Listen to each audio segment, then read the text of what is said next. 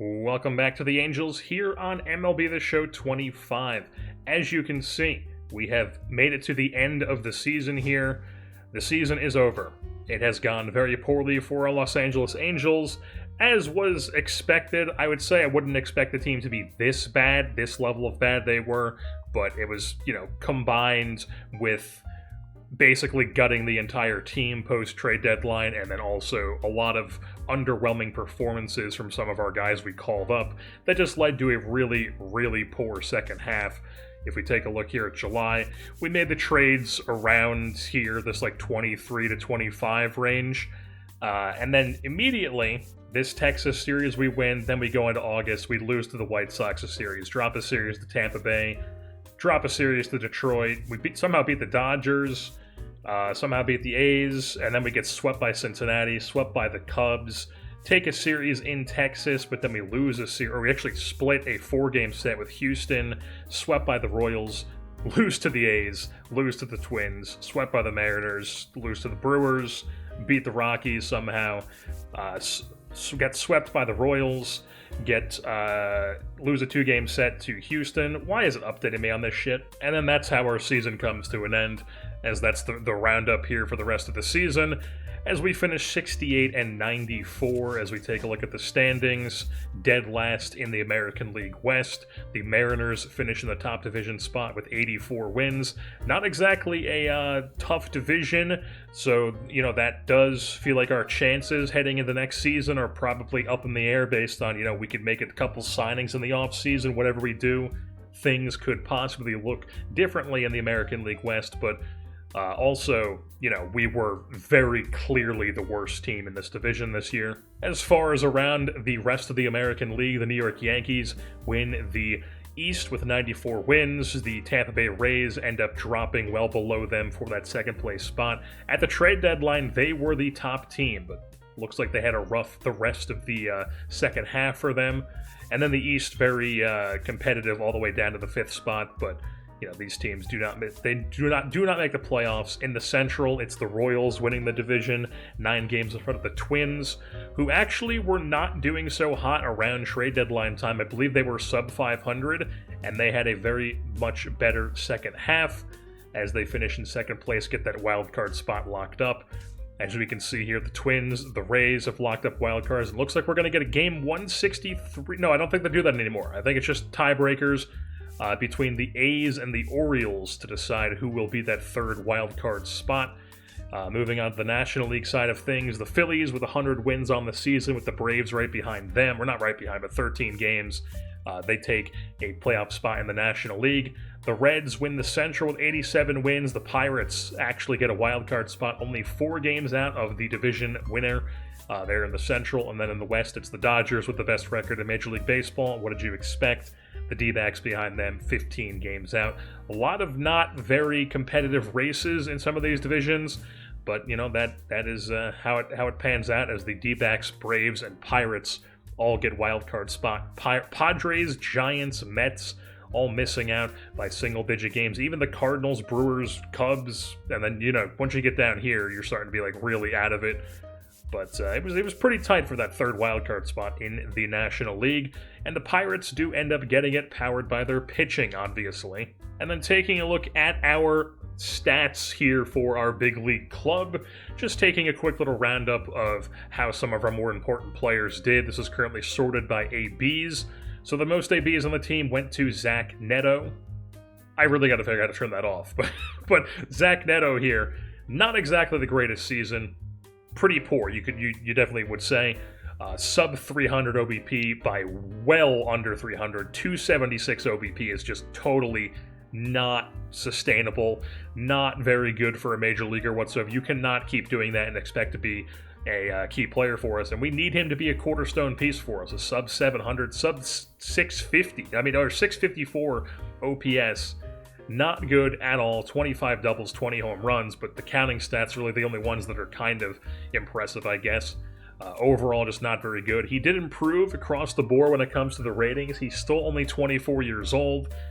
We still have him for quite a long time through team control, and we do need him to be one of our guys. He's never going to be a guy who's fantastic against righties, but also, he kind of has that profile where his plate discipline and his vision are well below where his contact and his power is, which tends to lead to guys who underperform, at least in my experience over the years in MLB The Show. That tends to be what it is. So we're trying to hope that, we're hoping that that vision and discipline, those plate skills I refer to them as, can go up. That is what we have him training. That is what we have most hitters training in this game. You can see it went up both +4 this year. Hopefully, in a couple seasons, we can get that up into the high 50s, maybe even the 60s, depending on if he has like a really good season. But obviously, we're not going to give up on Zach Neto. We believe that he is going to be a guy for us. At least we have to hope. But Nolan Schanuel, he actually has solidified himself as a guy for us. One of the best hitters in the American League this season, 24 home runs, 31 doubles for the first baseman/DH. Not quite more walks than strikeouts, but definitely a very large amount of walks with a 392 OBP in that leadoff spot for us. 880 OPS is the second highest on the team. And then he also, pluses across the board except for his speed, who cares? Really, really good bat for us. The power against righties went up +6, as well as the contact versus righties going up +5. Disciplines all the way up to 96 now. Very, very intrigued to see how Nolan Schanuel's career goes here for us. Then we have Logan O'Hoppe, who definitely cooled off as the season went on. I would like to see his OBP go up. Only a 739 OPS. Definitely would like to see that improve as well, but I do think that he is going to be a very solid player for us. At the very least, he has some pop to his game as a good defensive catcher as well. At least in this game, he's decent defensively. But, in MLB The Show, defense catching doesn't really matter much. This game has always been a game where you're able to completely overlook the defensive ratings for your catcher and just lean towards offense. And Logan O'Hoppe is obviously a guy who has some pop to his game. So 79, 76 power respectively against both sides. But he's another one who his plate skills are not the greatest. So we would like to see those bump up. He did get a +5 to vision and a +4 to discipline this year. I would prefer the discipline to go up because the vision doesn't really matter to me too much with a swing and miss power guy, but we would like to see him walk more. It shows why he had a sub 300 OBP. He only has a 53 plate discipline. And then Mike Trout, with the best OPS on the team, not counting players who did not have a full season of playing time, but Mike Trout, he's Mike Trout, folks. I mean, what else can you say about him? He's the Millville Meteor. He is what he is. 268 average, 355 OBP, 538 slugging for an 894 OPS. I mean, just fantastic. He has pluses, and he's 33 years old now. This is MLB The Show, so he is going to regress at some point, maybe even next season. Basically, the goal of these early seasons of the Angels is going to be how quickly can we get ourselves to being a competitive team to get Mike Trout into the playoffs. We still have him on the team for a long, long time through 2030, so he's going to be around for the, I don't know how long this series is going to go, I'm not committing to anything, but, for the foreseeable future, Mike Trout is going to be on this baseball team. Jo Adell is a player who has some pop to his game. Really don't think that he has proven himself to be a guy that we are looking at long-term here. He might be heading into this offseason as somebody we look to trade, non-tender, whatever it may be. Jo Adell, I think his time as a Los Angeles Angel has come to an end. Curtis Mead, though, you could see here, on paper, the best OPS on the team, even with ending the season on a cold streak. He was phenomenal coming over from the Tampa Bay Rays at the trade deadline with a 907 OPS. Very, very good hitter. 319 average, 357 OBP, 550 slugging. And this is not just against left-handed pitching, folks. He's doing this against lefties and righties. He finishes with a 2.7 WAR, which is 4th on the team, and he only had 238 ABs. He strikes out 15% of the time. Fantastic strikeout rate there. And like I said, you can see right here, he's got a 300 average against right-handed pitching in 176 ABs. And then he also has a 300 average against left-handed pitching in 62 ABs. So he's doing it against both sides. It's not just lefties. You look at his player profile, obviously much better of a hitter against lefties. as a right-handed bat, but he can hold his own against righties. He's very solid across the board. He's definitely somebody we are looking to have be a key piece for us heading into next season and multiple years forward here. Look at all these ratings. +7 to his contact against righties, +4 across the board in the contact lefties, power against both sides, and vision, +3 in discipline. He's never going to be a great glove, but he's, okay at the hot corner, and we were playing him at first base down the stretch as he was playing first and Shawnwell was DHing for us. One thing that is kind of worrying is the fact that his durability is only 67, which is not great, but hopefully that doesn't come back to bite us and he's able to stay somewhat healthy for us. Pedro Leon was a player who I was hoping would be a bit more interesting than he really was. He got 184 ABs, so it wasn't like he got a tiny, tiny sample size for us. He got a decent amount of plate appearances and was just dreadful. A 545 OPS. He was our center fielder, basically, from the trade deadline onwards for the rest of the year, and he was just bad. He was bad. The power against lefties went up a bit, but he's another guy where he's got that pop to his game, but his plate vision is so incredibly low that he's going to strike out just an absolute ton, and that discipline isn't high enough to really counteract the fact that he has so much swing and miss in his game, and just doesn't make enough contact to really tap into his full power potential, which is unfortunate, and definitely not somebody we were going to be looking to have as our center fielder heading into next season. Ryan Noda was whatever for us. Darno, he got hurt. You could see he just got absolutely tanked by the regression. Somebody we are looking to definitely move on from this offseason, heading into next year with a $6 million tag on his contract. Do we DFA him and just let him walk? Probably leaning towards that because I don't think anybody's going to want him. But if there's somebody out there we could possibly send him off that could use a catcher that's going to be a 65 overall by the time the season ends, maybe we'll look to trading him. But it's probably going to be a DFA and release for Travis d'Arnaud. Matthew Lugo was also very not great in a limited sample size of 177 ABs. He's another guy who he does have a bit more higher discipline to where I'm confident that maybe in a couple seasons he could be a bit more intriguing, but he's definitely a bit undercooked, I would say, for the Major League, so he would ideally be in AAA for us to start next season. Cole Fontenelle is a guy that I had kind of high hopes for. I thought that he might be able to hit in a strong side platoon against right-handed pitching. You could see 67 power, 68 vision, never going to be a high walk guy, but he has that vision to where you don't think he's going to strike out a ton. I don't know, just didn't really lead to any results at the Major League level for us, but I do still think he's an interesting player to keep around, so he's going to be in the mix for us, whether that's on the bench. Maybe he ends up as a third baseman for the full season next year. We'll have to see what happens in free agency, but Fontenelle, not a great numbers on 162 ABs, but we still do believe in him. Same with Campero. He's an interesting player to keep around. Carter Aldretti, highly doubt we keep him around. He's a deep potential. He was kind of just a guy to fill the spot for us, and his time as an Angel is probably over. Isaac Collins in a very, very, very, very small sample size, so small that it's really not even worth talking about. 8 or 9 OPS, whatever. He's got that high discipline. He's a late 20s guy. He's going to stick around as a depth outfielder for us. Christian Moore only got 77 ABs for us after coming up from AAA. He's a guy that we're hoping can develop. He's another guy who's, really going to have some serious development to his vision and discipline. I do think that his vision and discipline the ratings in this game are kind of disrespectful.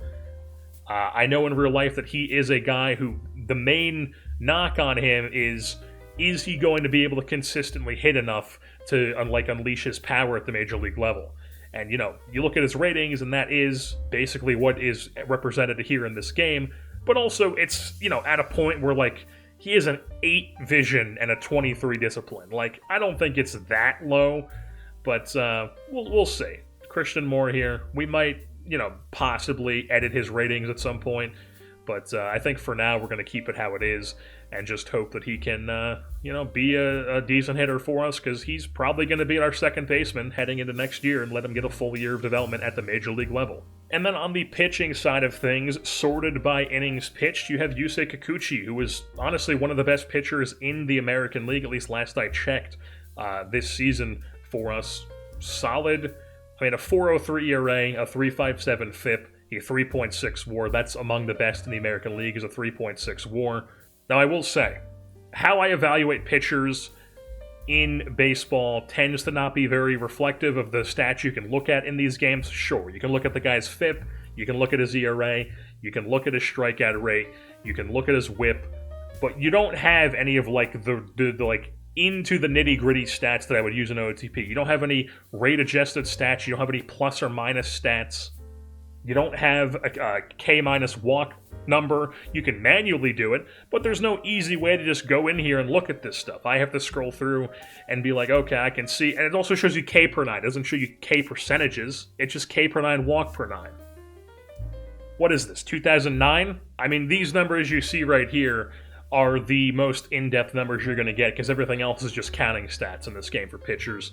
And there's no way to look at what the league average is, you know? You look at this guy and go 4.03 ERA, 3.57 FIP, but what is that compared to the MLB average? Where can I see that? You can't in this game. At least to my knowledge, you can't.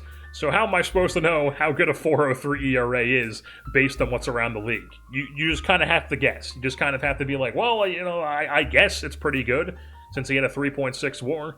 But aside from that, Kikuchi, solid season. Reed Detmers, he was pretty decent as well. 3.97 ERA, 4.13 FIP. But, you know, those were, you know, decent numbers. They're not like ace-type numbers. Those guys are definitely quality Major League pitchers at this point. Jose Soriano, we know the deal with him.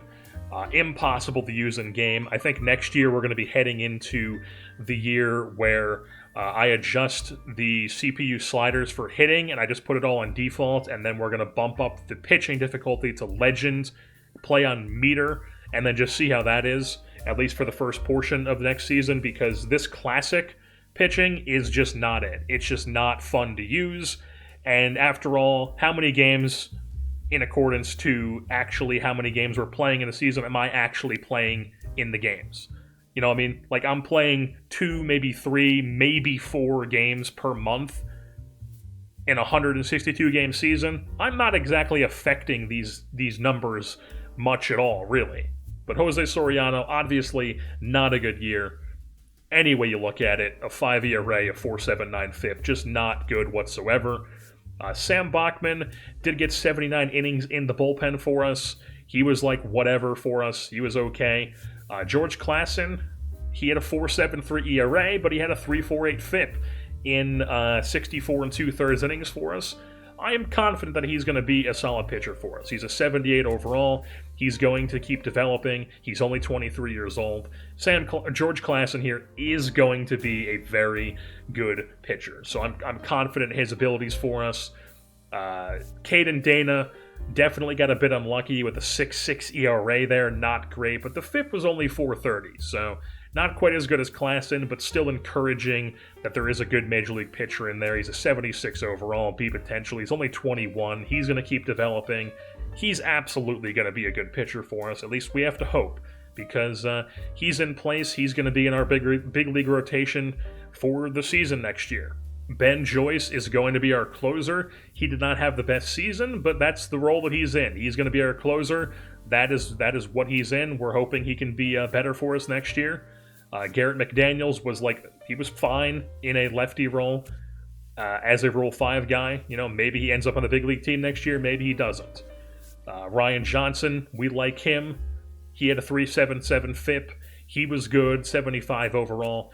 He plus 9 to his K per 9 rating this season. Big bump to that. And the thing about Ryan Johnson is that, you know, his best thing is maybe being in the rotation. Now, the thing is, we have a lot of arms in our system. Like, we have a lot of guys who we could put in the rotation that I like at the same level when it comes to starting for Ryan Johnson. So the thing is, we might just keep him in the bullpen and just have him be like a really good reliever for us, mainly because, you know, even if I maybe view him as like the 5th best starter for us right now, it's annoying to move guys from starter to bullpen in this game, because it's not like OTP. You don't just move the guy there and it automatically adjusts for the move to the bullpen.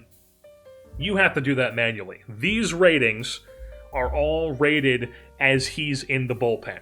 So the game automatically juices bullpen ratings because the game scales the bullpen ratings on a scale of the bullpen.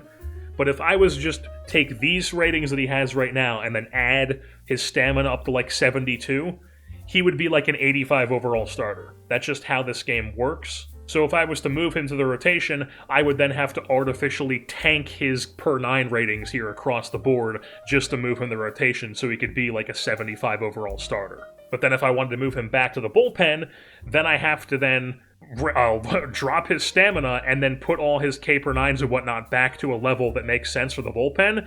But then, like, let's just say theoretically I move him to the rotation for a year, I don't like it, we want to move him back to the bullpen, then what am I moving him back to? Am I moving him back to these exact ratings?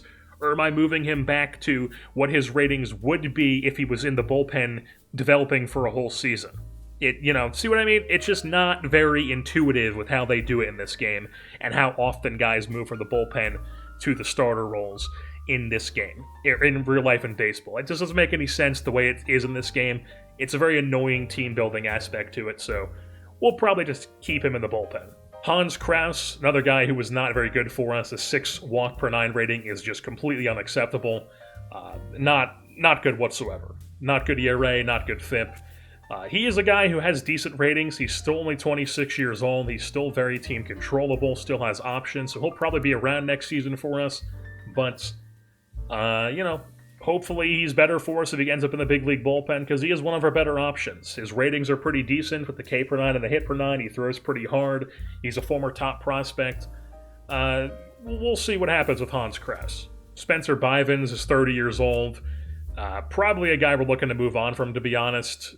He doesn't walk people, but his home run per 9 is 59, which isn't the worst stat.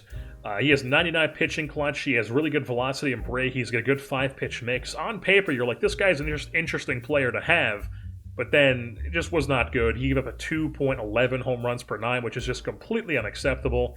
You cannot do that. He was dreadful for us. He does have some team control, so maybe we bring him back for another season, maybe we don't, but I highly doubt he's looked at as a opening day bullpen sort of guy. Perdomo is like whatever for us. He was okay as a lefty. He strikes out a ton of guys. We like that. Ryan Zefferjan and Chase Solseth are two guys worth mentioning. As Zefferjan, the numbers on paper aren't great, does not strike out a ton of guys, doesn't have like overwhelmingly good walk per 9 ratings, but he was efficient. In 26 and a third innings, he only has a 2.39 ERA and a 3.19 FIP. He was solid. He's got decent ratings. His ratings did go down a bunch because he was not good in AAA for us this season, but he was good in the big leagues. So, we'll see what he looks like heading forward for season 2. And then Chase Solseth was in the bullpen for us down the stretch, and he was fantastic in a bullpen role. I do think that he's more so suited to be a starter, obviously, and he could be a starter for us next season. We'll have to see, but he also could be a bullpen guy, because we like him. He's very team controllable. His ratings are pretty decent. He looks like he could be a solid starter for us. We'll have to see. Still only 24 years old. And he's got 94 velocity, 99 break with a 5-pitch mix. I mean, how could you not love the possibility of that on the staff? And then just a quick little roundup of the league leaders here around Major League Baseball. Yandy Diaz of the Cleveland Guardians. I do not know how he ended up back on Cleveland, but he is on Cleveland now, leading the American League in batting average. The doubles leader was Jarren Duran of the Boston Red Sox with much longer hair than he does have in real life. Colt Keith behind him. Bobby Witt was third in doubles with a bunch of other players here with 40. He also led the league in hits with 193. Tied with Aaron Judge at the top of there. And then the home run leader was Aaron Judge. Bobby Witt had 16 home runs through the first 3 weeks of the season or whatever it was. Cooled off significantly on that rate for the rest of the season. Still ended up at 46, which is a very, very, very good amount. But, you got Aaron Judge, who's one of the greatest power hitters of all time, in the same league as you, so he ends up winning that race with 53 big flies on the season. And it's also worth mentioning that our man Nolan Schanuel was top 4 in base on balls counting stats and 4th in OBP. So just goes to show you that he was such a really, really good leadoff hitter for us this year. 4th in OBP. He also was, Mike Trout was 7th in slugging. I don't think that Schanuel was very high on the 19th in slugging. When it comes to OPS, the leader was Judge. and then Tratt was in 7th, and Sean Will was in 10th. So we had 2 top 10 OPS guys, but really those were the only bright spots on our team this year. The saves leader was Jeff Hoffman of the Toronto Blue Jays. Behind him was Devin Williams and Mason Miller. The ERA leader ended up not being Baden Francis. He ends up still top 10 with a 344, but down the stretch it looks like he probably got roughed up a bit, dropped down to there, and the ERA leader ends up being 2 players on the Baltimore Orioles in Kyle Bradish and Dean Kramer, which is just very funny. They're really not even rated that well in this game, and they still, led the league in ERA. So that just goes to show you that you can get guys like this to lead the league in ERA. Guys can just overperform. Guys can just be very good in MLB The Show for whatever reason. And who's to say that like George Klassen or Chase Silseth or Jack Kahanowitz couldn't be a guy like this for us? The strikeout leader was Garrett Crochet of the Boston Red Sox. Cole Reagans and Pablo Lopez behind him. Jacob deGrom even up there. A full season. Kikuchi up in the top 10 for strikeouts as well. Innings pitched was Framber Valdez of the Houston Astros. And then, like I said, Kikuchi was indeed a top 5 WAR acquirer here on the pitching side of things in the American League, with 2 Royals, 1 and 2, with Cole Reagans and Michael Wacha. And then on the the hitting side of things, you had Judge with an 8 WAR, Bobby Witt with an 8 WAR, and then Gunnar Henderson. Don't look up his high school, folks. Nothing weird about where he went to high school at all. And on the National League side of things, you've got Juan Soto leading the NL in batting average, winning the batting title out there. The hits leader was Luis Arraez with 200 hits. He also had a 300-plus average. In the doubles, it was Trey Turner with 56. Ahmed Rosario and Fernando Tatis Jr. also both had 50-plus doubles. The home run leader was Marcell Ozuna with 42. Trey Turner and Matt Olson also had 40-plus, or 40 at least. The RBI leader, Marcell Ozuna, definitely never done anything problematic. The stolen base leader in the National League was Bryce Terang by quite a good bit, 48 to Ellie De La Cruz's 32 in second place. The OBP leader was Shohei Ohtani. Slugging was Trey Turner with Seiya Suzuki behind him, and the OPS leader was Shohei Ohtani, of course. Acuna, Soto, Turner, and Suzuki is the top 5. And then on the pitching side of things, the save leader was Matt Strahm out of North Dakota for the Philadelphia Phillies here. 54 saves, leads the National League. The ERA leader was another Philly in Zach Wheeler, a 2.32 ERA. We had a bunch of sub-3 ERAs, 4 of them in the National League with Wheeler, Ohtani, Skeens, and Jameson Taillon, and then Christopher Sanchez here in 5th place. And the strikeout side of things, it was Spencer Strider with 267 for the Atlanta Braves, Ohtani, Gore, Snell, and Hunter Green behind him. And then on the innings pitched, it was Shohei Ohtani, being as valuable as ever. 236 innings pitched for the Los Angeles Dodgers this year. The whip leader for the sub-1 whip was Zach Wheeler. Pitching WAR, Zach Wheeler and Ohtani both had a 4.9. Skeens, Burns, and DJ Hurts, top 5 in WAR. Wow. 24-year-old lefty DJ Hurts somehow coming up and being a very, very good pitcher for the Washington Nationals. And then on the batting side of things, it's Ohtani. So Ohtani is a 4.9 pitching WAR and a 7.6 batting WAR. You can do the math. Pretty absurd stuff. Mookie Betts, second place on that because the Dodgers are absurd. William Contreras, Eugenio Suarez, and Ronald Acuna are the top 5 spots in the National League. And there you have the postseason bracket here for the 2025 campaign. You've got the Minnesota Twins and the Tampa Bay Rays as the 4-5 seed. The Seattle Mariners and the Athletics are the other wild card round, while the Kansas City Royals and the New York Yankees are the 1 and 2 seed respectively with the bye. And on the National League side of things, you've got the Dodgers and the Phillies are the byes, and the Diamondbacks, Braves are taking on each other in the wild card, and then the Reds and the Pirates are the other wild card matchup. And then just quickly going through the awards here in the 2025 campaign, Aaron Judge ends up as the MVP of the American League, back-to-back seasons for him. The Cy Young Award winner was Michael Wacha. 2 Royals on this list as Wacha ends up getting the award, as he had more wins. I guess he had one couple less strikeouts than Reagan's, better ERA. I mean, I guess, yeah, he could probably deserve that. The batting title, we knew that went to Yandy Diaz.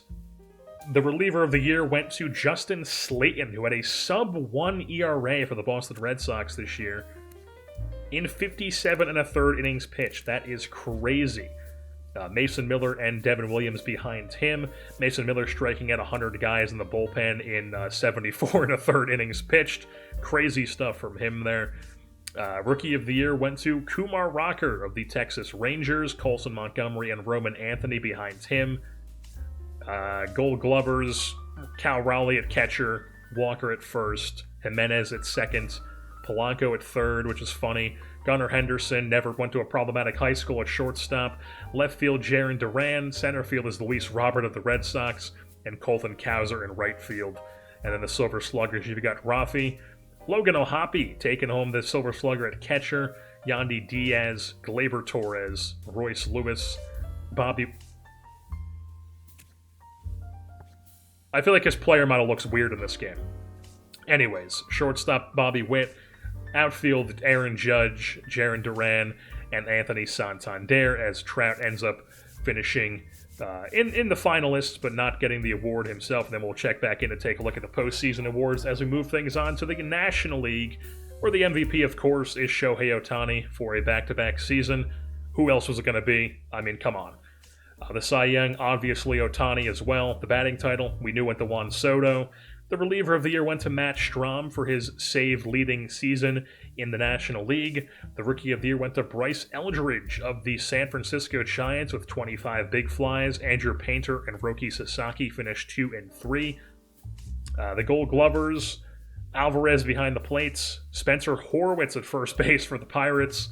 Tyro Estrada. Matt Chapman wins it again here in San Francisco. Geraldo Perdomo at shortstop. Riley Green in Philadelphia, Jacob Young in center field, and then Dylan Cruz. So the Nationals had Jacob Young and Dylan Cruz being a Gold Glove outfield for them. Silver Slugger, DH, obviously Ohtani. Contreras at catcher. Matt Olson at first. Ketel Marte at second. Austin Riley at third. Trey Turner at short. Marcell Ozuna. Michael Harris II, and Ronald Acuna. All Braves outfield at Silver Slugger.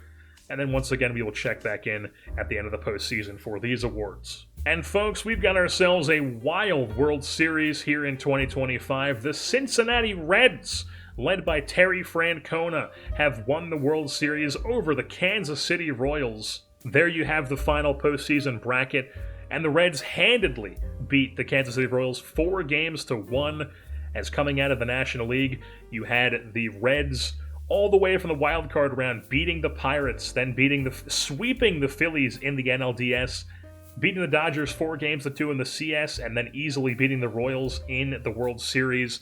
While on the American League side of things, you've got the Royals, who were the 1 seed, beating Tampa Bay, who came out of the wild card round, and then beating the Yankees in the best of the best LCS matchup for the American League. And then losing to the Royals in the World Series, so congratulations, or losing to the Reds in the World Series, congratulations to the Cincinnati Reds for winning the 2025 World Series. The World Series MVP ends up being Matt McClain, who hits .474 in the Fall Classic with 2 home runs and 3 runs driven in, while on the postseason MVP for the American League was Salvador Perez, followed by Maikel Garcia and Vinny Pasquantino. On the National League side of things, it was Tyler Stevenson, Ellie De La Cruz, and Jeimer Candelario. Candelario? Whatever. As we are now officially here in the offseason, gearing up for the 2026 campaign, and our manager, Ron Washington, has retired. Pretty to be expected there. So we will have to replace Ron Washington as our manager. Our contract with our third base coach has ended. We'll have to replace him. And now it is time to go about our 2026 offseason. Hallelujah, folks. We don't have to worry about Anthony Rendon costing us any money, as he has decided to retire. Anthony Rendon, me auto-assigning a knee surgery injury on him, manually assigning that, I should say, because I couldn't give him a season-ending hip injury, so I just gave him a season-ending knee surgery. And 64 overall, wasn't going to be on a team even if he didn't retire, so he did the smart thing, retired, and we don't have to worry about paying him for the last year of what his deal would have been in 2026. So Anthony Rendon, it was not nice knowing you. Goodbye. As far as around the league, though, we have Charlie Morton retiring for the Baltimore Orioles, 58 overall. Of course he's going to retire. Carlos Carrasco, he retires for the New York Yankees. Didn't pitch at all for them this year. Tyler Matzik. Giancarlo Stanton decides to hang him up at 36 years old, getting hit hard by that MLB The Show regression. He had 16 games for them this year, was good in those 16 games, but does decide to hang him up this year. Alex Cobb, Max Scherzer hangs him up after 27 games, 9 of them in the rotation and 119 innings pitched. He ends with 220 wins in his career and 3,506 strikeouts. How many home runs did Stanton have? 432. Only had 3 this season. Kenta Maeda retires for the Tigers.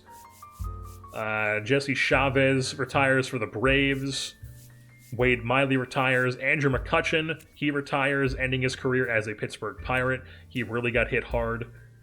Did not do well for the Pirates this season either. Finished his career with 320 home runs. And then you've also got Justin Verlander retiring as a member of the San Francisco Giants, almost said New York Giants. 66 overall, was not good. Had 8 starts for them this year. Was good, actually, in those 8 starts. But got tanked super hard by regression. I mean, double digits and everything across the board at 43 years old. And it looks like he had 8 starts, was really good, then tore his labrum and missed the rest of the year. So Justin Verlander finishes with 265 wins and 3,453 strikeouts. And then you have one Hall of Fame inductee, and that is Max Scherzer going into the 2025 class here, because that's how Hall of Fame works in this game, is that you retire, immediately go into the Hall of Fame, and it's always just a very underwhelming amount of players because, I don't know, baseball, MLB The Show. You want to talk about something that I do not care about at all, and that is the Baseball Hall of Fame, folks. So yeah, heading into this first stage of free agency, we have exactly one player. I know how this works, I'm not stupid, come on. We have exactly one player who is possibly given a QO to, or you can give a QO to, somebody that's going into, I don't know, whatever this is classified as, actual big leaguer free agency. Tim Anderson, we will not be bringing him back. He's just going to be walking into free agency. Pretty self-explanatory. We don't need this guy in our roster. He's walking into free agency. And then we have to replace some of our staff here. So yeah, we have to replace our manager. And of course, the Dodgers just let go of Dave Roberts because, you know, MLB The Show, stupid AI, as we all know.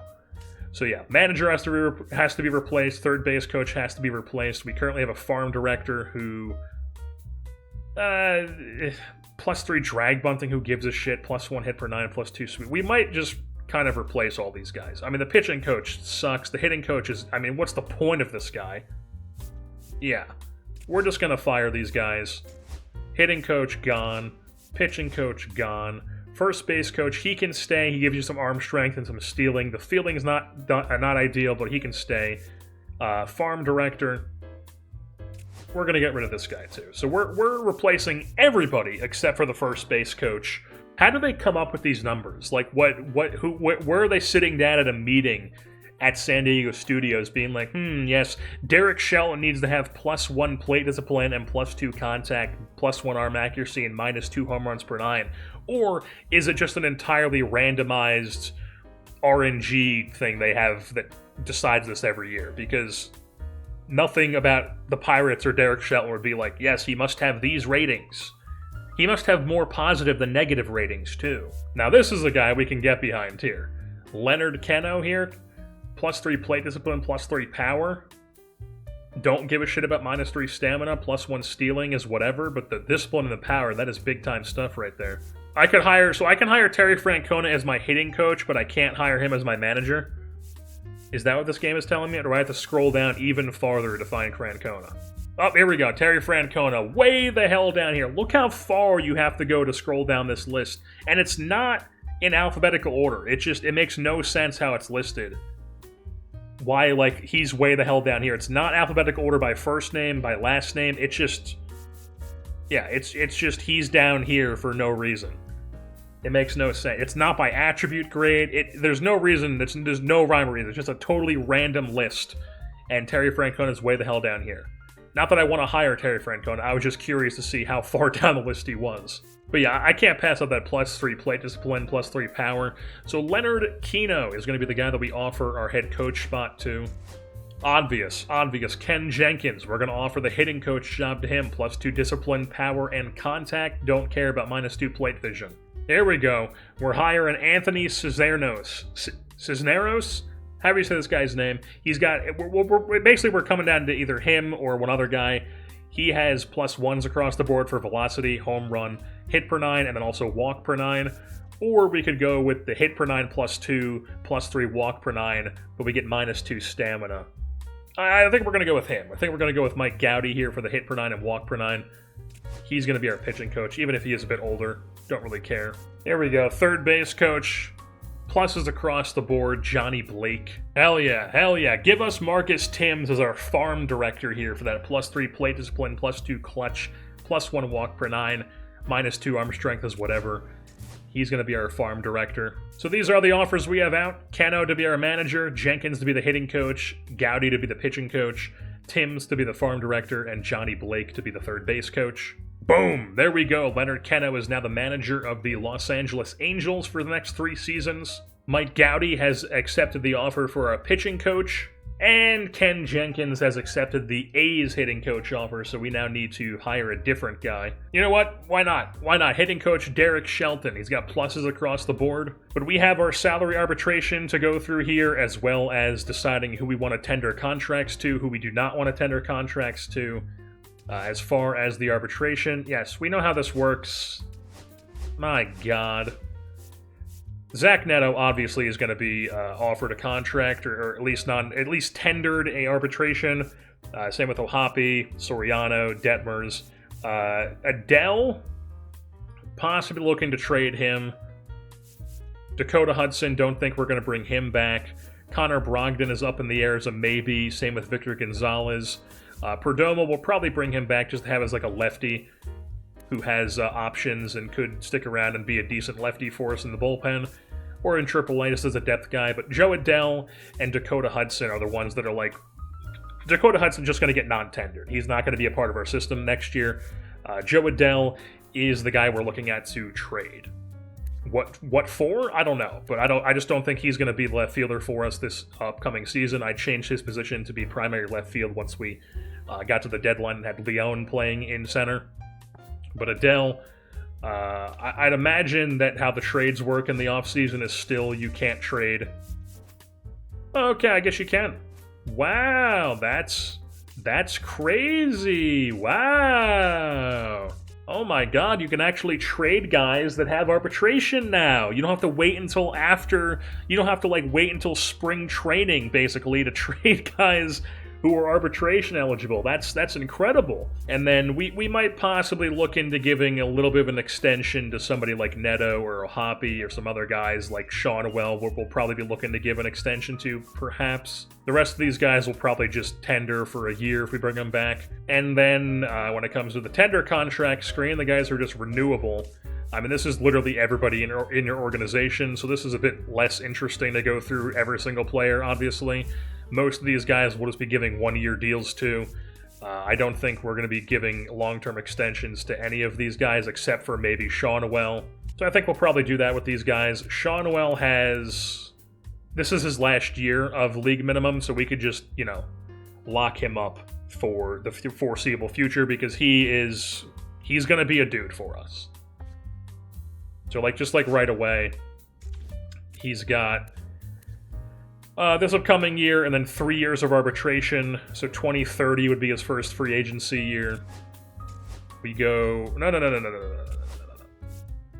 We go... Make offer. So this is his last renewable year. ARB, and then boom, free agent eligible. Fuck it, let's give him a 7-year deal that we can't front-load or backload, because why would you want to do that? He's looking for like 10.5 mil a year, which isn't the greatest, but we're gonna give it to him. Not the greatest. What am I saying? That's like pennies. This is baseball, folks.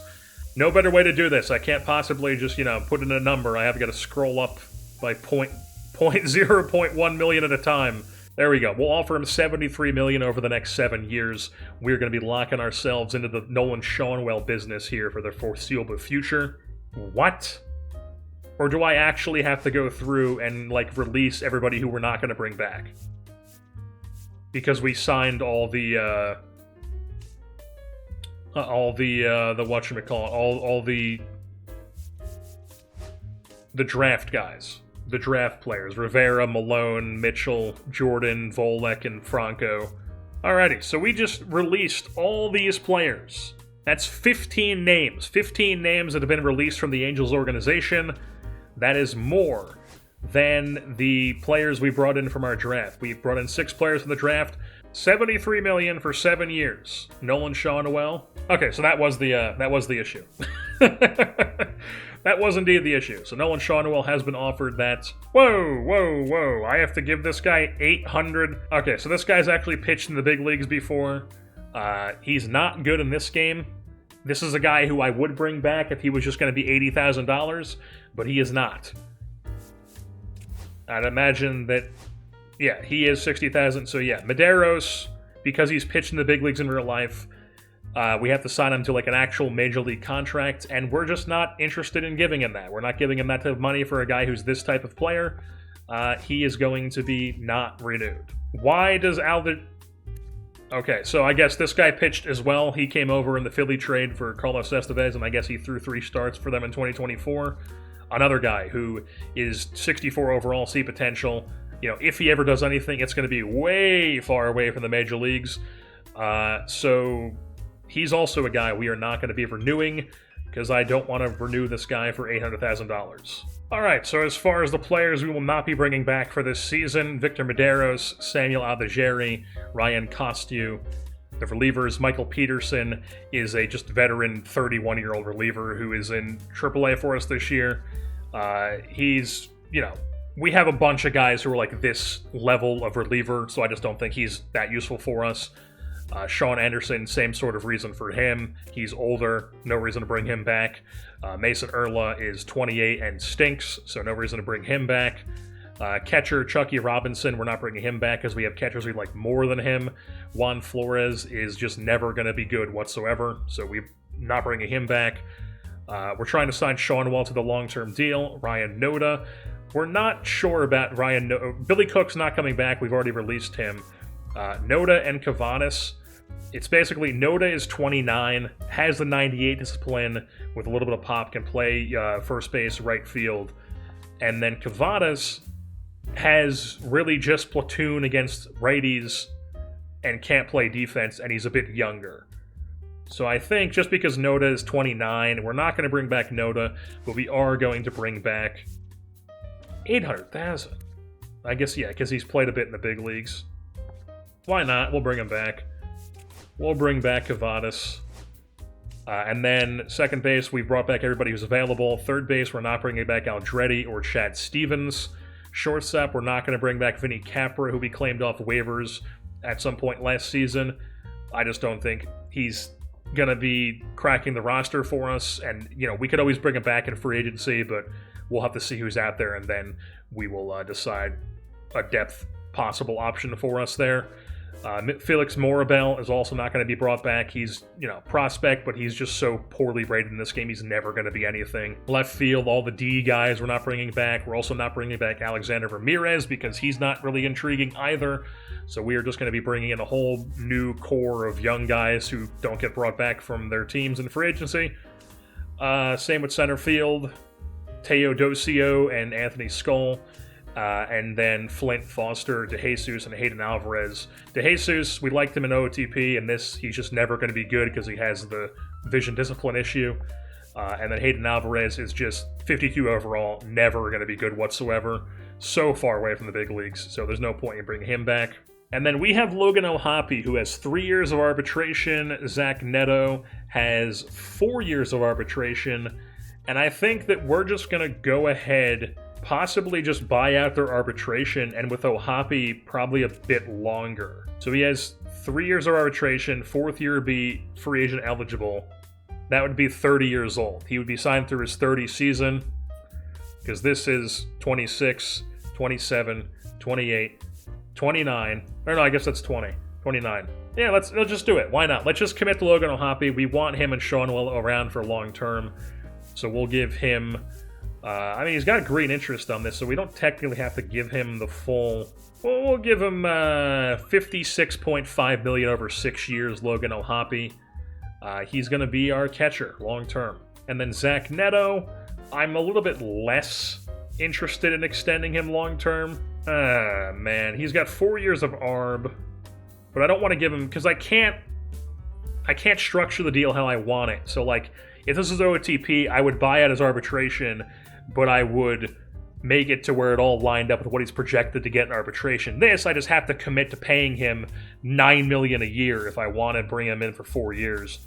So I don't think we're going to do that. I think we're going to commit to him for 2 years at $5 million, or as low as I can. $5 million exactly. Yeah, so $5 million, 2 years per, or 2 years for $5 million per, $10 million overall. We're going to offer that to Neto, and then the rest of these guys, I'm thinking we're just going to give, you know, whatever the ARB recommendation is. Like, and then if Neto and O'Hoppe don't accept these deals, I will go in and offer them ARB so we don't lose them. But I do think they're going to accept those deals. So before we actually go in and look at who's in there in free agency, as far as what our current roster situation is looking like, just some rough ideas. I do think Kikuchi, Soriano, Detmers, Klassen, and Dana will be like the 5. I thought about maybe moving Soriano to the bullpen, but I think we want to at least give him another year in the rotation and see what he can do. But Kikuchi, Soriano, Detmers, or I would say Kikuchi, Detmers, Klassen are all like locked in place in the rotation. Soriano, I think we want to give another chance to, so that's 4. And then 5 would be some variation of Ian Anderson, Caden Dana, Jack Kahanowitz, and Chase Silseth. And we've got ourselves some solid starting pitching depth here. So whatever one we decide to be our 5th starter, whether it's Dana, whether it's Kahanowitz, I think Dana and Kahanowitz are probably like 1-2 for me right now as the options. And then Silseth probably up there as well as like the top 3, and then Anderson would be the 4th option for that 5th starter spot. But I think the rotation is set. I don't want to block any of these guys. We're not going to go out and sign any starters to add to the mix here. This is what we're doing with the rotation. The bullpen, we have 8 guys. So we've got Joyce in that closer spot. He's locked in. I would say Johnson's locked in. That's 2. Bachman, we probably give another spot to him. That's 3, but he's not like, you know, not pushable down to AAA. Kraus up in the air. I would say really there's only 2 spots that are locked, or 3 spots. 2 borderline 3 spots that are locked into the bullpen here. So, you know, it could be some variation of any one of these guys all the way down to like Zephyr-John, McDaniels as well, and then next Peterson's not going to be on the team. Or it could be people we bring in to try to like swap at the deadline. Catcher, obviously going to be O'Hoppe. We're gonna either trade or DFA Darno and get rid of him. Either Campero or Driscoll could be the backup catcher, or we could bring in somebody. I'm probably leaning towards Campero will be the backup catcher. First base is going to be Seanwell. Second base, it's going to be Christian Moore. Christian Moore is going to be our major league second baseman. We're going to give him a full year of development at the big league level and just see what happens. That is the plan for now, unless something so extraordinary that I can't turn down falls in my lap. But the plan is for him to be second base for us. Third base is probably going to be Fontenelle, unless we go out and, you know, bring in like a late 20s guy, mid 20s guy who like kind of failed in his first team, and we could possibly give him like a second chance to really cook for us at third base, or we get like a veteran we could flip at the deadline, something like that. But I wouldn't mind giving Fontenelle run for a whole year along with Moore at second and third base. Meade, I'm looking to be the first baseman, as Seanwell will be our DH, and that opens up possibilities there. Shortstop is obviously going to be Neto. Left field is open. That's totally open. We could do whatever we want in left field. Center field also totally open. We could do whatever we want there. That's definitely going to come from outside the organization, because I don't want Leone starting in center field, and I don't want any of these guys starting in left field for us. And then right field obviously is going to be Mike Trout. So left field, center field are totally open for us. Second base, very strongly leaning towards Christian Moore.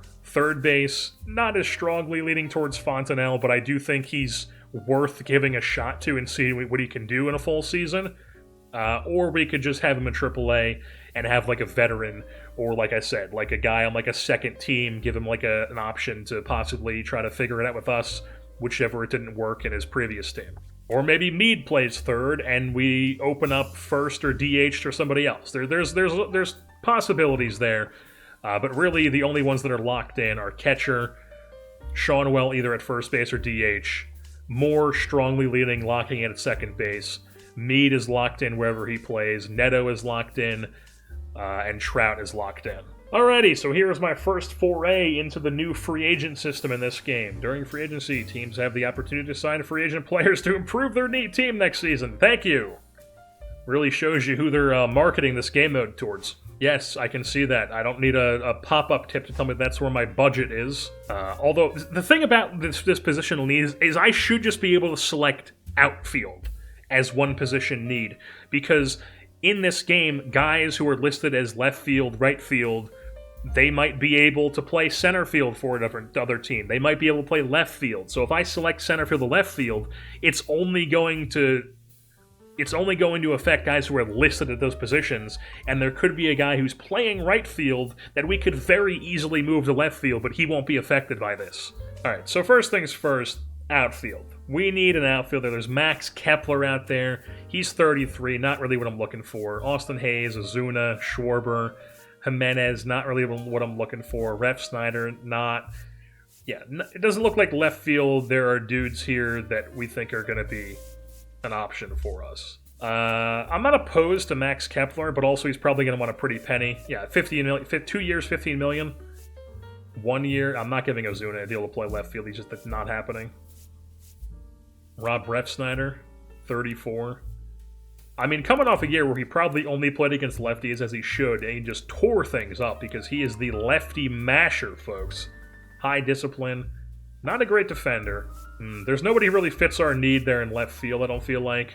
In center field, we got Cedric Mullins, who's 31. You got Lane Thomas, Trent Grisham. He could be an option. That could be interesting. Trent Grisham could be very interesting. Michael A. Taylor, not so much. Harrison Bader would probably lean Trent Grisham. Garrett Hampson's a 73 overall in this game. That's fucking awesome. And then we've got all like the random free agents. So this is before the arbitration goes through. So once arbitration ends, the deadline for that, then we'll see all the dudes that teams don't offer arbitration to available in the free agency class. But for now, it's just like the major league free agents. So not going to be a lot of young guys here. Some of like the second team option sort of players will be available a little bit later on. But I do like Trent Grisham. Trent Grisham is very intriguing to me. That is definitely, he might be our number one option, honestly. As I'm hitting all the wrong buttons still. Right fielder. So he got a QO. Obviously not going to go after Kyle Tucker. This is not the Marlins, folks. Not going to get we're not going after Kyle Tucker. It's just not happening. Mike Yastrzemski is 35 years old. Not getting him. Austin Slater is 33. We like the discipline, but I don't think we want him. Maybe not. I don't know. We'll see. Ramon Laureano is 31. That's kind of crazy to think about. Grichuk, Renfroe, Manny Margot. So yeah, I think I like Slater the most out of all these guys. So like, I would not be opposed to having a situation where our outfield is Trent Grisham in center field I would give him like a 2-3 year deal maybe. And then Austin Slater, I don't think I would want to give him a 2-year deal. I would probably give him a 1-year deal to play left field for us. And if we're good, it's because guys like him are helping us. And if we're bad, I can just flip him to somebody at the deadline. Luis Urias is very interesting. 28 years old, high discipline. Oh yeah, he might be our first option, folks. Number one option might be Urias, and then Grisham is number 2. You're sub 30 in free agency. You got high discipline. You got pop. You can play the hot corner. Not coming off the greatest season, but he was okay. It was pretty solid, actually. 791 OPS. Only in 89 games. I mean, we'd give you way more APs than that. Any like shortstops we could move to third? Bo Bichette. coming off a not great year, 734 OPS. I mean, the discipline just, I mean, it's not, the plate skills, they're just not going to work for me. They're not going to work for me, I'm sorry. And then Luis Arraez is out here in free agency as well. You know, if we got him, he probably is first base, maybe third base with the arm, but he'd be a real, like, error-prone third baseman. But, I mean, that could be intriguing. Luis Arraez playing, like, first or third for us. He doesn't have the discipline, but he's got, you know, he's Luis Arraez. He's got that elite contact, that bat-to-ball ability. The thing about Arraez, though, is he's wanting, like, a 5-year deal. I don't know if we want to lock in that long-term of a deal for a guy like that, because we don't know how good we're going to be. Urias, I could lock into, like, a 2-3-year deal and just be like, oh, well, if we're bad, we could trade him and they get one more year of Urias, or if we're good, you know, Urias is a key part of our team. None are met for our team needs. So our team needs that has, like, on-base machine and defense is not met by Luis Urias. He's got 84 plate discipline. That's such, like, an arbitrary bullshit sports game thing. Where it's like, you know, you go to halftime in Madden and it's like, oh, you gotta concentrate on short passes and the game doesn't.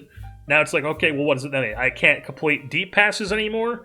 I'm gonna get docked if I have a guy wide open deep because I selected throw short passes as my focus.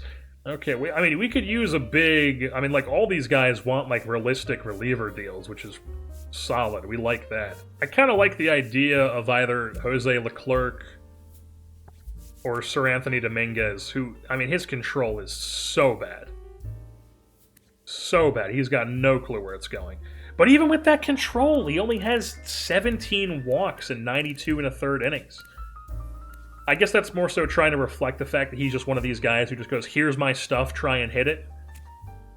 Because his walk rating is 77. So Leclerc is more limits hits and strikes guys out, but doesn't limit walks and home runs as well. But he's got good clutch. They're super hard. Whereas Dominguez limits hits decently well, Ks, walks, home runs is about the same as Leclerc. The clutch is about the same. Dominguez has the edge, though. I think we're leaning Sir Anthony. Yeah, let's give Sir Anthony Dominguez our third priority here. So those are our first three priorities: Luis Urias, Trent Grisham, and Sir Anthony Dominguez. 5, and 2% motivation boost. And yeah, let's lock in the changes and advance. And if we get Grisham at center field, we could trade Joe Adell. I mean, trading Joe Adell for just another Major League ready outfielder seems kind of odd, but it could be a situation where it's like, hey man, we'll give you Joe Adell, you give us your, like, mid-20s struggling outfielder, and we'll call it a day. Now, Caston Kersted's not the type of guy, did not even play for them this year. Dylan Carlson's, like, the type of guy I'm talking about. Like, Dylan Carlson for Joe Adell, like, hey, our former top prospect who hasn't panned out for your former top prospect who hasn't panned out. Even somebody like Benintendi is kind of intriguing to me. Because his ratings aren't the worst. They're pretty solid offensively. He can't play defense anymore. He'd be kind of a liability, just like Adell is in left field. But it's left field. Who cares? The bat is intriguing, and we would. I guess we'd be locked in for 2 more years. But I mean, like, you know, 2 more years of Benintendi isn't the worst thing. He's still tradable if we, go into this deadline and we're bad. He's still tradable. Yeah, I think I would prefer Carlson just because he's cheaper. Obviously, you're not taking on the Benintendi contract. You're telling me Taylor Trammell has that much more trade value than Joe Adell? Why? Why does Taylor Trammell have trade value? Ooh, Jared Kelenic is like that exact type of player I'm talking about, but he is not the same value as Adell. I guess because he has 2 more years of team control, and Adell has... Yeah, Adell has 2 more years of team control, and Kelenic has 3. So I guess that's why they're saying he's not as valuable. I do think it is kind of odd that Kelenic... I feel like Kelenic and Adell have, like, the same trade value. Like, it's very... I don't know. I just feel like they should have similar trade value. So I feel like Adell for Kelenic should be able to be done. So I might do this and then just throw in Nick Ahmed just to like make it work. Because Nick Ahmed is 35 years old. For whatever reason, I don't know why he signed to this, but you can't go in and edit contracts. I've tried. You can't go in and change this to just being a one-year deal. I don't know why he signed to a contract through 2028, because he's not in real life. But for whatever reason, he's stuck on my team here with multiple years of $1.5 million of his contract. Maybe he retires at the next year, who knows. But I mean, if we do the Kelnick one, I would probably just do Adele and Ahmed to the Braves for Jared Kelnick. And I think it's those are the best options for me, is either Kelnick, Carlson, or Benintendi. Yeah, man, we're doing this. Joe Adele to the Atlanta Braves in return for Jared Kelnick. We're doing that, man. Joe Adele, I don't think it's going to work out here. Joe Adele, we're moving on from him. He's 26. He's got 2 years of team control. They could probably use him. So Joe Adele is going to go to Atlanta. And we are going to get Jared Kelnick, 26 years old, same age, lefty outfielder. We all know about Jared Kelnick, former top prospect, just like Joe Adele. Very strong arm, a bit better defensively than Joe Adele, and has a little bit more of a overall well-rounded bat than Adele. Not as much pop potential as Adele, who has like that 86 power against lefties or whatever it may be. But he's also got a bit more plate skills and just a better outlook that I would prefer. So they're similar players. I feel like this is an interesting trade. So we're going to go Jared Kelnick for Joe Adele, and we're doing it. Boom. Marcus Timms has accepted our offer to be farm director. That's another staff member that has been signed. Hey, Derek Shelton is now the Angels hitting coach for the next 3 seasons. And we have our first big free agent off the board. Kyle Tucker has signed for 9 years, $28.4 million per year with the Cleveland Guardians. Breaking out the big bucks here for a free agent, as the Gardos looking like a team that is doing stuff in free agency now all of a sudden. And Ryan Helsley is also going to the Philadelphia Phillies on a 3-year deal. $61.9 million over those 3 years. That's 20.6 AAV. Contract decision incoming. Welcome to the team, Luis Urias. That's right. I don't know what your mom was saying, but I don't know how that it plays into account you being an Angel. But Luis Urias, welcome to the Los Angeles Angels on a 2-year, $10.5 million contract. And we have another free agent domino has fallen. Matt Strahm, the reigning NL reliever of the year, with the Phillies now playing for the Cincinnati Reds on a 2-year deal, $10 million per. So as you can see, with some of our backup situation, I think that like a depth infielder could be of use to us, because Neto's at short, it'll be Urias at third, it'll probably be Moore at second, with Meade at first, Shawnuel DHing, and then we will have to decide who is going to be like our backup infielder, like a guy who can spot us mainly shortstop and second base, because Meade can play us some third. Even if we do have Fontenelle on the team, he can only play first and third. He cannot play short and second. So we need somebody who could be on the roster to play us short and second base, and we don't really have somebody like that, because Kyron Paris is short and center.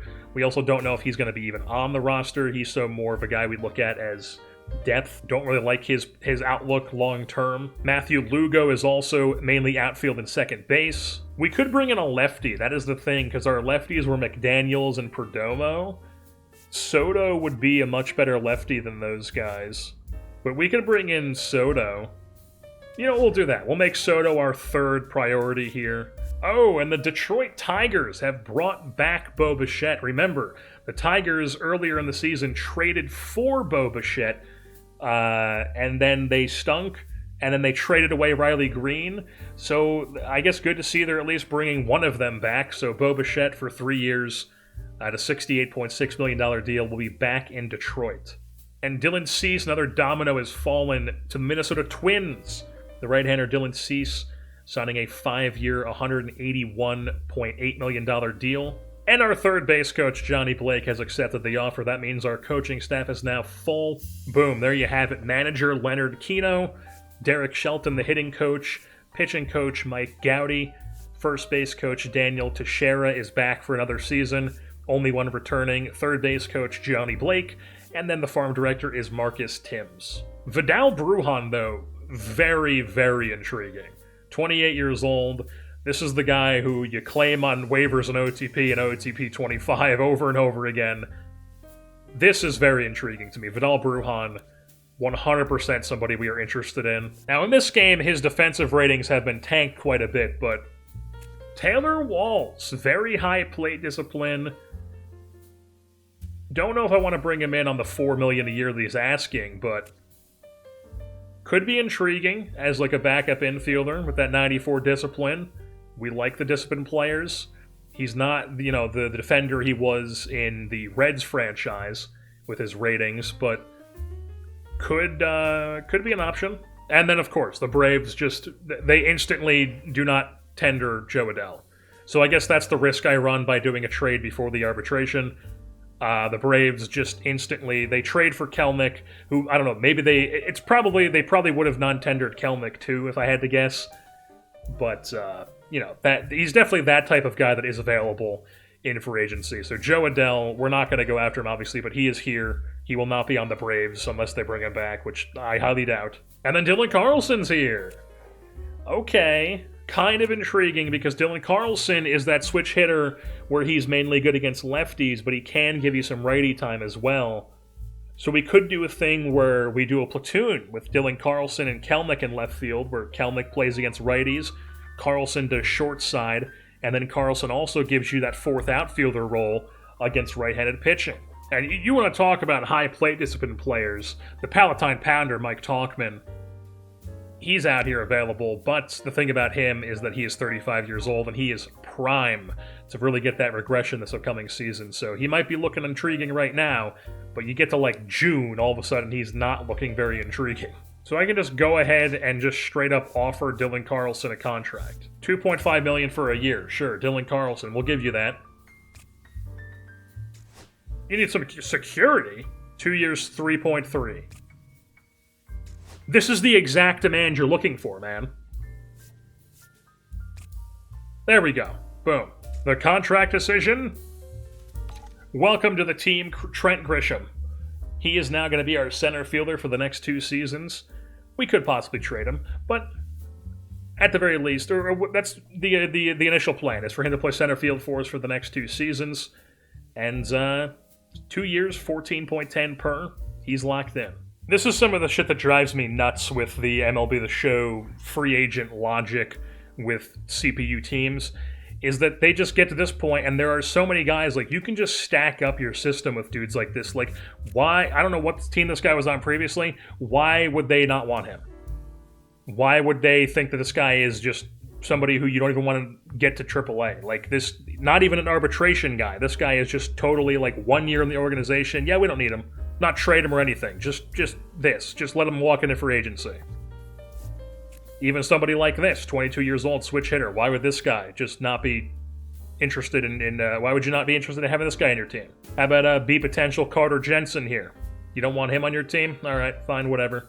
How about Cooper Ingle here, 24 years old, good defensively, has a high discipline bat, good contact. How about B potential Kevin Bazell here, 22 years old? Why would you want this guy in your team? How about Moises Ballesteros? Real life, good hitter, not a great defensive catcher.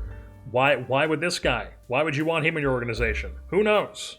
And the Colorado Rockies are out here spending money in free agency as Michael King is going to Colorado to pitch in Coors.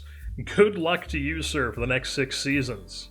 And then Framber Valdez going to the Guardians along with Kyle Tucker. So his former teammate in Houston now joining him in Cleveland. So the AL Central popping off here. They've signed Tucker, they've signed Valdez, and they also, with the Twins, signed Dylan Cease.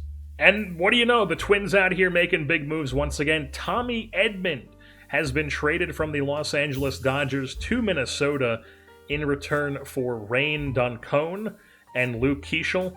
Luke Keeschel out of Arizona State is one of the best prospects in the Twins system.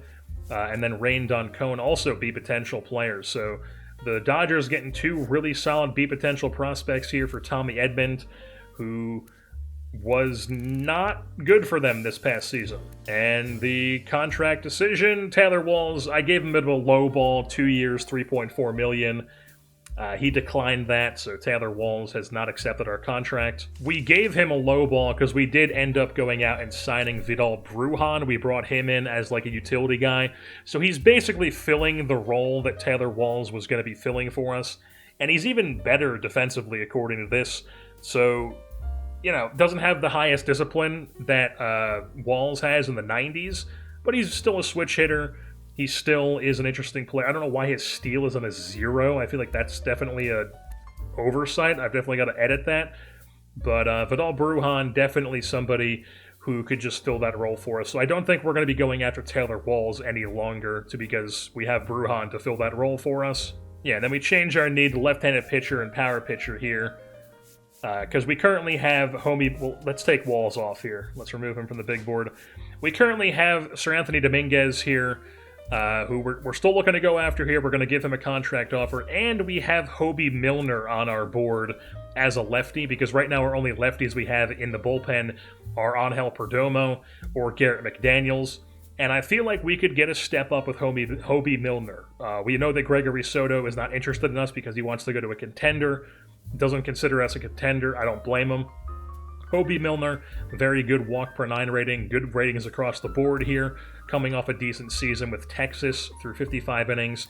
So we're going to bring in Hobie Milner, or at least try to, along with Sir Anthony Dominguez, to bolster our bullpen here for this season. Lamont Wade Jr. is kind of interesting. I know he's a Angel in real life because he hasn't really lived up to expectations this year with the Giants. So basically right now our team is looking like it would be second base is probably going to be Moore. Third base would be Urias. Meade would be at first. Shawnuel would be DH. Neto's short. Kelnick in left platooning with Carlson. Grisham in center. Trout in right. And then we wouldn't really have a spot for Lamont Wade unless we do something where Urias plays second, Meade plays third, Moore goes down to AAA to develop some more, and Lamont Wade comes in to play first base with Shawnuel at DH. That could be an option for us. Because as much as I realistically want to give Christian Moore a chance to be our second baseman, he needs to get the discipline up somewhat. I feel like we got to let him cook in AAA for another season, and maybe, at the end of this season, he's looking better. So I think that's what we're going to do. I think we're going to lean Urias plays second base for us, Meade plays third, Shawnuel DHs, and we're going to have Lamont Wade DH. Yeah, we're going to do that. We're going to throw him on our board here, and we're going to throw him on the 1 priority. He goes to the 3 priority, and then boom. Oh my god, folks. Vladimir Guerrero Jr. going to the New York Yankees. Who could have seen it coming? The best overall free agent. I don't know. Is 92 better than... I forget what Tucker was, but one of the best free agents available goes to the New York Yankees on a 6-year, $154 million deal. His extension was not in this game. I don't really care that it wasn't, to be honest. This is a different universe. Things are going to happen. This universe is already batshit insane with some of the trades that have happened. It's MLB The Show. It's going to happen. So, Vladdy to the New York Yankees. Sir Anthony Dominguez. Next, I gave you what you wanted. We have the 3rd best odds. Please do not fall. Please. Okay, so we stay put, and the Astros jump us. Oh my god, the Rockies... Okay, so never mind, they dropped 1 spot. The Astros jump 6 spots. The Marlins drop 3. The Tigers jump 1. That is brutal. The White Sox drop 5. Man. Marlins getting shafted, picking 4th. We stay put at 3. I'll take that top 3. Could have had the number 1 overall pick, but I'll take 3rd. But the Astros jumping 6 spots in front of us. I mean, that is ridiculous. Hobie Milner. Hobie Milner has signed with the Los Angeles Angels. He will now be our main lefty in the bullpen for us. That's interesting. Luis Urias' mom said the same thing. Contract decision for Lamont Wade Jr. He has signed. We've got ourselves a first baseman in Lamont Wade Jr. The Maryland man has joined the Halos. And that's now 3 different moms that have all said the same thing. That's insane. The contract decision for Sir Anthony Dominguez. He has indeed signed. And that's now another mom that has said the same thing. That's incredible. So we're here in, it's about to be Christmas, and Neto and Logan O'Hoppe still have not accepted their offers, as well as Shawnwell. So, like, they're all going to be locked in to be on the team here. But so Shawnwell did accept. They just never told me that he accepted. So Shawnwell did indeed accept his offer. We have him locked in through 2032. That's fantastic to see. But Neto has not. He has not accepted his thing. Him and O'Hoppe are still just sitting here. They're still going to be on the team next year because at the very least they'll still have arbitration. But they have not accepted their offers that we have offered them. Devin Williams has finally gone off the board. The Atlanta Braves have locked him up for 3 years at $15.3 million per.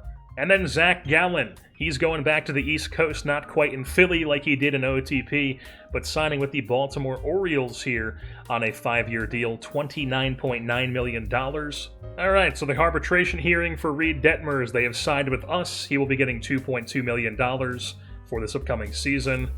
Connor Brogdon sided with Brogdon. He'll be getting $800,007 for this upcoming season. When it comes to Victor Gonzalez, the panel signed it with us, so he will be making $800,000 flat this season. Jose Soriano will be making $800,000 flat as well. Zach Neto did not accept his offer and instead will just be making $800,000 when he could have been making $5 million for this season and the next season. I don't know why he didn't accept that, but he did not.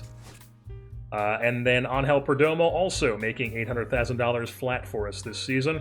Logan O'Hoppe, the arbitration panel sided with him, so he'll be making 4.3 rather than getting locked through his age 31 or whatever season it was that I tried to sign him to. We'll just have him for this season. And then Jared Kelnick, panel sided with him. He'll be making $3.9 million this upcoming season.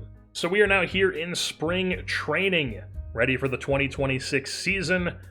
Take a look at what the roster is going to be looking like here. The 40-man roster, scroll through it very quickly. Mike Trout, Zach Neto, Logan O'Hoppe, Ben Joyce, Yusei Kikuchi, Jose Soriano, Reed Detmers, Trent Grisham, George Klassen, Nolan Shawnwell, Luis Urias, Ian Anderson, Sir Anthony Dominguez, Jack Kahanowitz, Chase Silseth, Lamont Wade Jr., Caden Dana, Ryan Johnson, Jared Kelnick, Curtis Mead, Dylan Carlson, Hobie Milner, Sam Bachman, Hans Kraus, Angel Perdomo, Connor Brogdon, Vidal Brujan, Gustavo Campero, Angel Felipe, Nick Prado, who we signed in free agency as a signed low-term sort of guy, Kyron Paris, Ryan Zefferjan, Cole Fontenelle, Matthew Lugo, Garrett McDaniels, Christian Moore, Isaac Collins, Logan Driscoll, Cooper Hummel, and Pedro Leon. Those are the 40 guys on the 40-man roster. Ignore the appearances of the guys we have just signed. I'll be editing their equipment so it matches what they wear in real life and whatnot. So, like, somebody like, for example, Grisham, highly doubt he's going to be a double baggy long sleeves guy. And then numbers are pending as well. Numbers is the main thing. I don't know what number Trent Grisham's going to wear for us. George Klassen might not wear 91 for us this season. We will have to see. But we can go right into contract extensions right here. And we might try to do that. Try to just extend Neto and O'Hoppe to those deals we were trying to get them to sign anyways. O'Hoppe was... It was 5... So 3 would be free agent eligible. So he'll be 27 for that, 28, 29, 30, 31, 32. Let's sign through his 31 season. Through his age 31 season, $10.8 million. We'll go 52.5, $10.5 million per year. He's still got great interest in it. We will offer that. The salary's too low. Okay. $54 million flat over 5 years, that's 10.8 per. Boom. We've got Logan O'Hoppe locked up long term. Zach Neto, we are going to be trying to do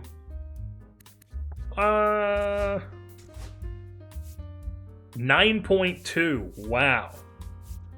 Okay, we're going to hold off on that because we don't know if he's going to be living up to that type of money. So Zach Neto, we're gonna hold off on him. So with that being said, that's going to wrap things up here for this edition of the Angels here on MLB The Show 25. It is the spring training right now. When we pick things up next episode, it will be the start of the 2026 campaign. We will take a look at the 26-man roster for the Halos to kick things off in their season, and we'll probably have like 3 games in the episode. So that'll wrap things up. I've been your host, JerseyBorn, and I'm saying, nobody has ever run a 4.33 as well as I have in FM.